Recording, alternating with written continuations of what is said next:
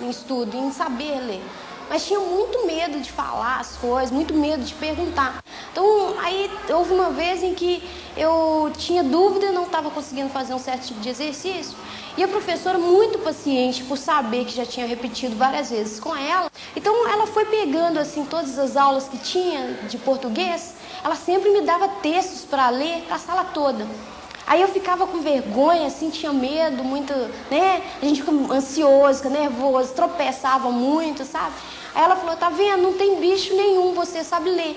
Eu aprendi a ler e escrever em 1982, no primeiro ano do ensino fundamental. Eu me lembro que a professora misturava os métodos, né? Aprendi a ler pelo método fônico e o global, que era o barquinho amarelo. Então, me lembro das historinhas, né? Que tinha o barquinho, balança na água para lá e para cá, essas coisas, só as imagens do livro, que eram tudo muito colorido, né? Que eu me lembro de pouca coisa. Exercícios de coordenação motora, de passar muito em cima de linha, tinha linhas que iam fazendo assim, as quadradinhas, os triângulos, e sempre a gente passava assim, o início do ano, eu me lembro que eram muitos exercícios repetitivos. Preenchia folhas e folhas do caderno com aqueles exercícios de coordenação motora. Só então a gente foi para as letrinhas, começava com as letrinhas, e ela fazendo os barulhinhos, cada letrinha era uma coisa. O P, me lembro que era o martelinho do papai, o J era o cabo do guarda-chuva, eram umas coisas assim. Eu lembro bem, na época eu fui para a escola, fui para o jardim de infância e eu queria ser alfabetizado. E lá era só brincar, tinha uns carimbinhos com as vogais. E era um método alfabético, de fato. Eu encontrei um dia desse uma cópia da cartilha que eu tinha na época. Era um método de adição de letras. A, B mais A, Ba, B mais E, B, não é? E, enfim, é incrível porque 4 anos depois, na mesma escola, meu irmão estava sendo alfabetizado com um método então considerado revolucionário, que era um método de palavração, que eles passavam todo um semestre memorizando um repertório de palavras para depois se fazer um trabalho de decomposição, de pensar em unidades menores. Eu não. Eu, um pouquinho antes, vivi um processo bastante conservador. O método alfabético é um dos mais antigos, não é?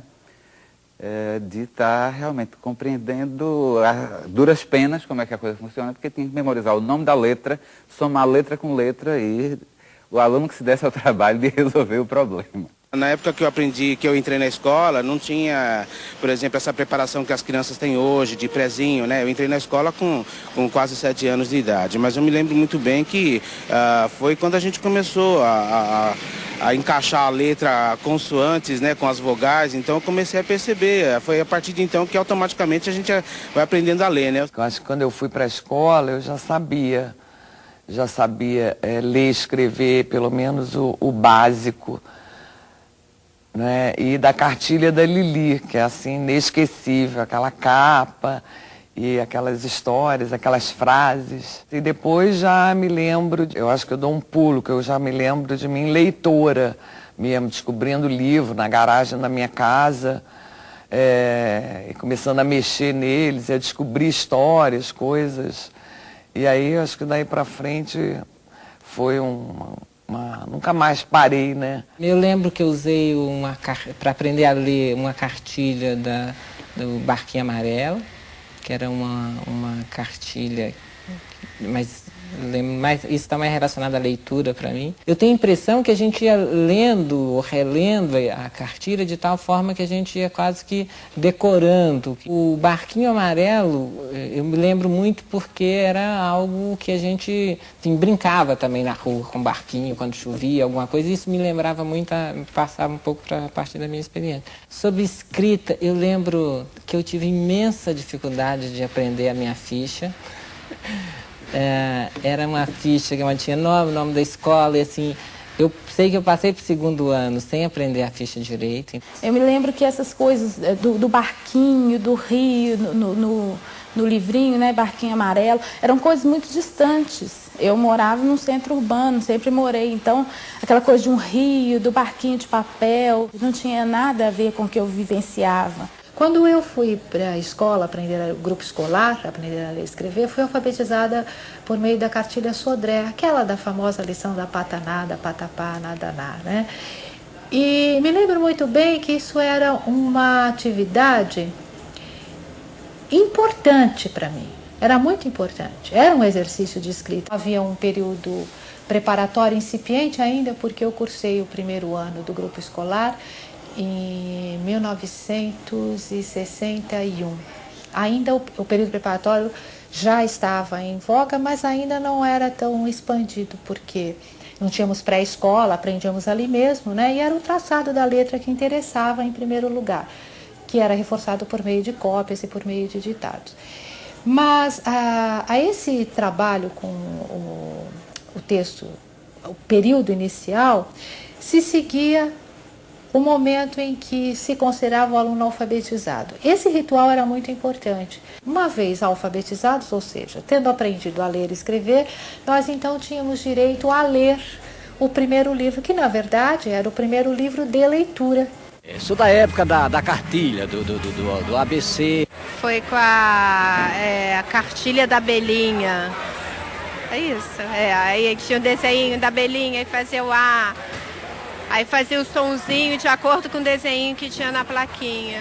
E eu me lembro que na época era cartilha com lições e se ia para casa para aprender aquela lição e no final, no dia seguinte, a professora tomava as lições. Eu fiz, antes do primário, eu tive a escolinha, né? Tinha uma professora maravilhosa lá de Patrocínio, ela me ensinou as primeiras letras e logo depois no grupo eu fui. Usou cartilha, inclusive jogos também, pra gente brincar na sala, descobrindo o A em forma de pernas de bonecos, não esqueço disso. Inclusive de um João Bolinha que existia na sala, muito colorido, ela brincava muito e fazia as letras com João Bolinha. A gente brincava muito com letras, compondo as palavras. Cartilha, lousa, livros, a gente fazia muito ditado, né? Ditado, tinha provas e provas escritas e provas orais, né? Então é completamente diferente. Eu não tenho lembrança nenhuma do processo com que eu fui alfabetizada. Naquela ocasião havia o processo da silabação. Nós tínhamos a cartilha do Ivo. Em geral, no princípio era lousa.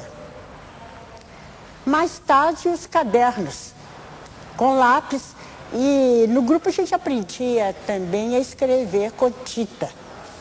Mas era difícil carregar tinteiro.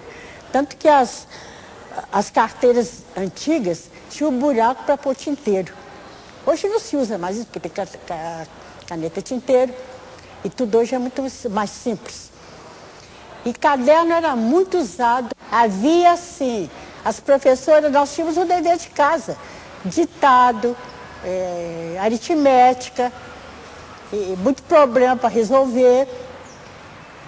Isso era feito em casa e a professora religiosamente corrigia na sala de aula. E depois a professora fazia muita questão da nossa letra bonita, que todo mundo entendesse. Então nós tínhamos que copiar as páginas da cartilha e tínhamos que copiar fielmente a pontuação, o espaço, né? A ideia de que o parágrafo eram os 2 dedinhos, tal, fielmente até a composição, o espaço gráfico tem que ser respeitado, copiado. Eu lembro muito de caligrafia, dos meus cadernos de caligrafia, e lembro muito de escrever, eu já escrevia, mas sempre com muitos problemas de ortografia, então talvez uma lembrança que eu tenha é de ver chegar aquela correção cheia de vermelho, né, de marca vermelha das minhas faltas ortográficas, que eu custei muito a superar esse problema com a ortografia. As atividades de produção, de redação que a gente tinha, e nesse caso era descrição, a escola tinha uns cartazes enormes, antigos, e eu me lembro que tinha umas cenas paradas, né, fixas.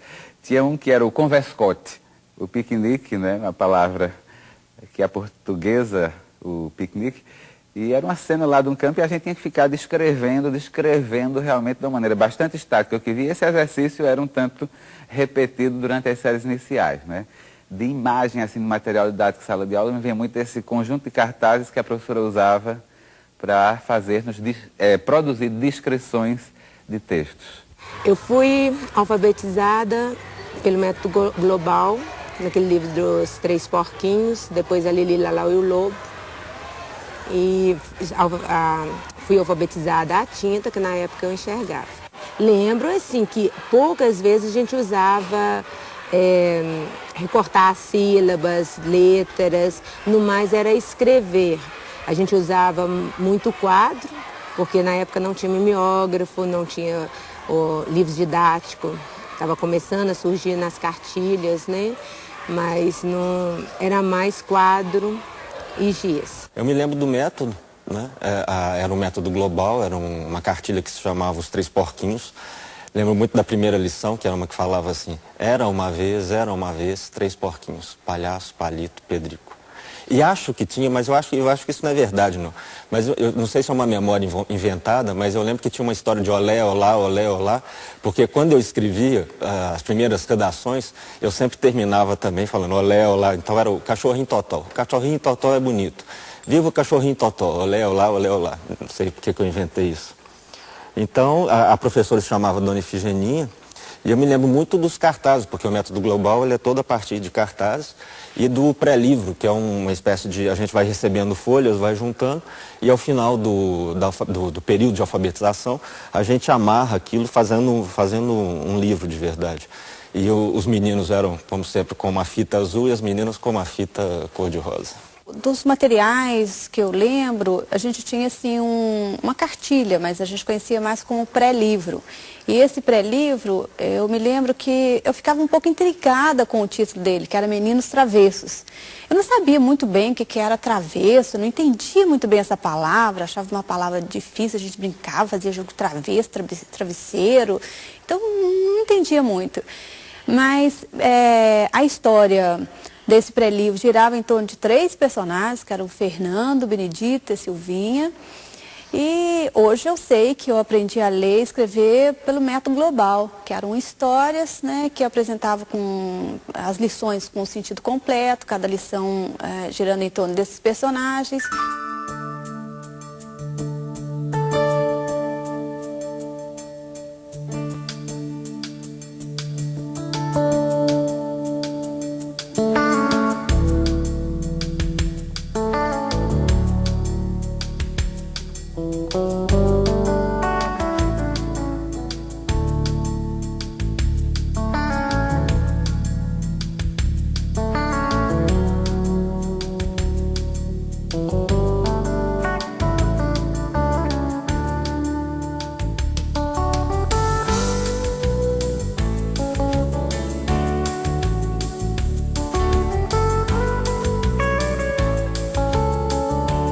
A história da alfabetização pelos métodos de ensino da leitura é algo que nós podemos fazer hoje como pesquisadores.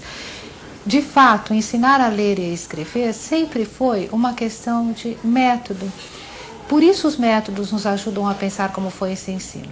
Durante, por exemplo, o período imperial, por exemplo, aprender a ler e escrever, ensinar a ler e escrever, era algo que podia ocorrer no âmbito da família. Alguém que sabia ensinava as crianças ou um outro adulto a ler e escrever.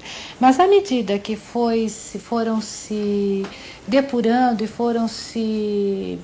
foi se pensando sobre os métodos de ensino da leitura e da escrita, e a escola foi ganhando um espaço, foi se tornando um espaço sistemático, um espaço organizado para o ensino, de fato os métodos para ensinar a ler e escrever ganharam um destaque que até então não tinham. Então, no início do século XIX, o que existe em termos de método é o método individual, cada professor ensina um aluno individualmente, chama o aluno na carteira dele, então ele não explica para os alunos, chama na carteira, passa exercício, o aluno copia, o aluno desenvolve na sua própria lousa e etc.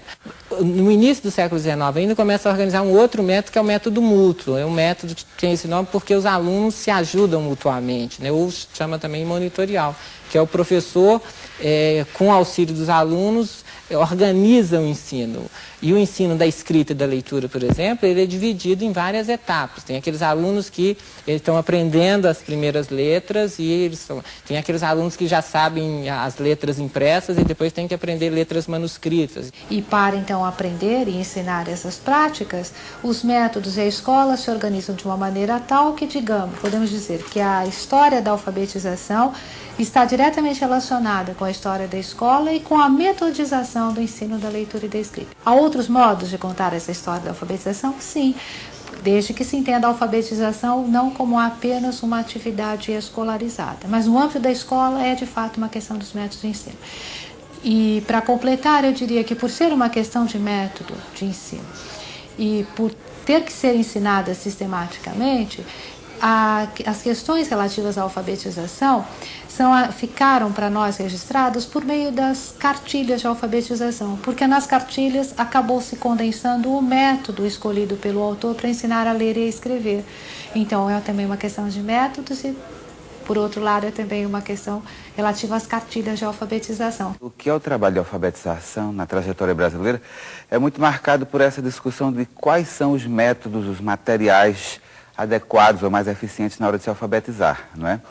A gente vê desde, sei lá, séculos 17, 18, sobretudo do século 18 para cá, toda uma discussão em cima de métodos de alfabetização, métodos analíticos, sintéticos, e isso se arrasta até hoje. É curioso que, apesar da gente ter vivido uma grande revolução dos anos 80 para cá, volta a discussão de uso de métodos A ou B. Por que tanta discussão sobre métodos de alfabetização? Porque o problema permanecia. Nossas crianças têm dificuldade de aprender a ler e a escrever, não é? Então, uma proposta de um novo método é uma proposta também de garantir uma melhor aprendizagem por parte do aluno, que até hoje nós ainda não alcançamos. Mas há também que se considerar que o próprio conceito de leitura e de escrita veio se transformando e o próprio conceito de ensino e aprendizagem de leitura e escrita também. Há um tal ponto que hoje, né, como as condições sociais e econômicas são outras, a alfabetização, a questão do ensino da leitura e da escrita, continua sendo um problema estratégico para um país como o nosso. Porém, tudo indica que esta discussão, que tendeu a se alargar com o alargamento do conceito de leitura e de escrita, englobando o próprio conceito de texto, porque uma coisa era ensinar a ler palavras, uma coisa era ensinar a ler frases no início do século XX. Ao final do século XX, entrando no século XXI, nossa discussão é ensinar a ler e produzir textos. E esse próprio conceito de texto é um ganho recente, introduzido no âmbito do ensino da leitura e da escrita pelos avanços da linguística contemporânea a partir dos anos 1960 e 70. Eu acho que esse foi um outro ganho, eu acho que nessa segunda metade do século XX, não é? Que a alfabetização passou a ser a ter um interesse muito grande para várias áreas, né? Então hoje nós temos produção sobre a alfabetização, sobre letramento, na antropologia, na psicologia, na linguística, na história, não é? Na própria filosofia, não é? Contribuindo para pensar esse processo de uma maneira menos simplista, não é? Como nós sempre vimos, e muito mais complexa. Quer dizer, muitos fatores estão interferindo aí nesse processo e muitas questões, então, têm que estar organizando uma teoria social da alfabetização, né? Para que a gente possa realmente estar alfabetizando e letrando, né, a população desse país. O problema metodológico, o problema da inclusão de crianças de diferentes universos culturais e o problema das condições de trabalho. Se esses são os três problemas principais que o professor enfrenta, eu acho que esses devem ser os principais problemas que a pesquisa deve se colocar. Acho que há solução, sim. E eu posso dizer, né, um pouco pela experiência com professores, que é muito difícil. Isto não é fácil. Não é fácil dizer a um professor que ele pode começar a alfabetizar pedindo aos seus alunos que produzam texto. desde que se entenda como texto, né? Não apenas uma sequência verbal perfeita, né? Organizada, mas que se entenda a possibilidade de o sujeito interagir com o outro por escrito e construir sentidos para a sua própria existência, né? E a partir daí para a interação com o outro. Então aí foi aí que eu descobri que eu podia ler em qualquer lugar e que sabia ler, né? Que eu sabia das coisas. Então era escondido dentro de mim. Na verdade, precisava de um espaço de abrir, né? E a professora me incentivou muito. Eu tenho lembrança de algumas professoras. Com tanto tempo passado, é difícil precisar dessa lembrança. Pode ser que eu seja injusto com alguma delas. Lembro da professora. Ela, quer dizer, não lembro o que ela fazia em sala, não lembro disso. Eu lembro da figura física dela, né, que eu gostava dela, mas mais do que isso eu não lembro, não. Olha, eu me lembro que eu não fiz jardim da infância, eu não fiz pré-escola. Eu entrei para a escola já com 7 anos, no grupo escolar Dona Leonina, no interior, em Grosília. E eu aprendi a ler e escrever com 7, então, no primeiro ano do grupo, né?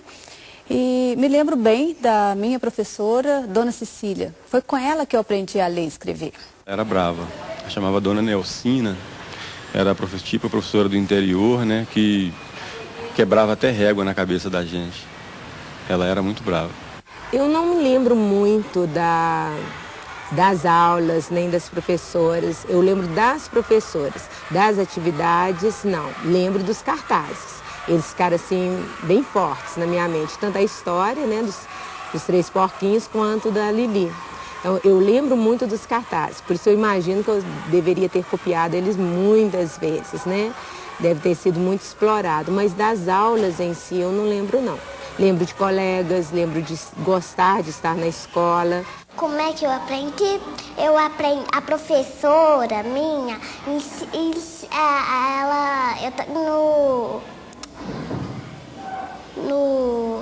na hora que eu estava no pré, a minha professora ensinava para mim.